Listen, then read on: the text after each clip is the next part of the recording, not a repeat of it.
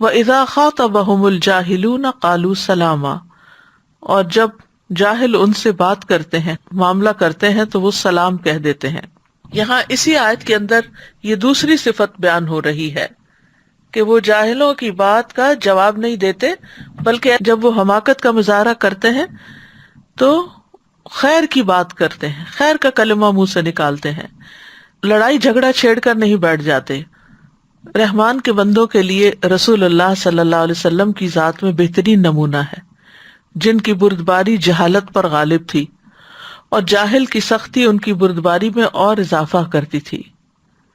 مراد اس سے یہ ہے کہ جاہلوں کی گفتگو کا مقابلہ اچھی گفتگو سے کرنے والے ہیں، یعنی جب ان کے ساتھ جاہل لوگ حماقت اور بے ادبی کے ساتھ گفتگو کرتے ہیں، روڈنس دکھاتے ہیں، تو وہ اس کا مقابلہ ویسی گفتگو کے ساتھ نہیں کرتے، بلکہ وہ اچھی بات کے ساتھ ان کا مقابلہ کرتے ہیں، جیسا کہ اللہ تعالیٰ نے ایک اور آیت میں فرمایا وَإِذَا سَمِعُوا اللَّغْوَ أَعْرَضُوا عَنْهُ وَقَالُوا لَنَا أَعْمَالُنَا وَلَكُمْ أَعْمَالُكُمْ سَلَامٌ عَلَيْكُمْ لَا نَبْتَغِي الْجَاهِلِينَ،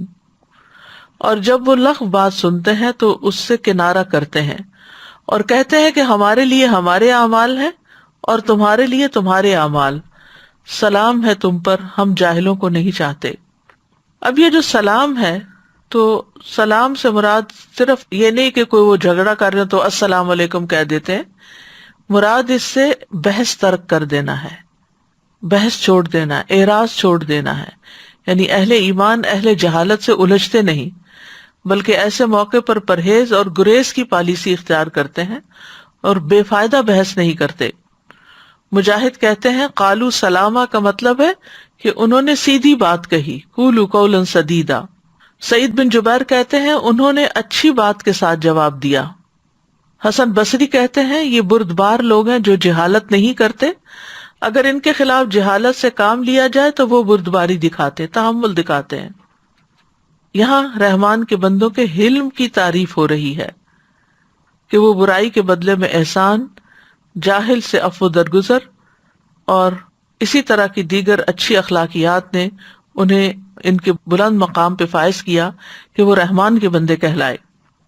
کیونکہ حلم کا اپنانا، بردباری کا اپنانا بلند اخلاق میں سے ہے۔ لوگوں کی تکلیف دہ باتوں پر صبر کرنا، ان کی جہالت سے اعراض برتنا، اگنور کر دینا،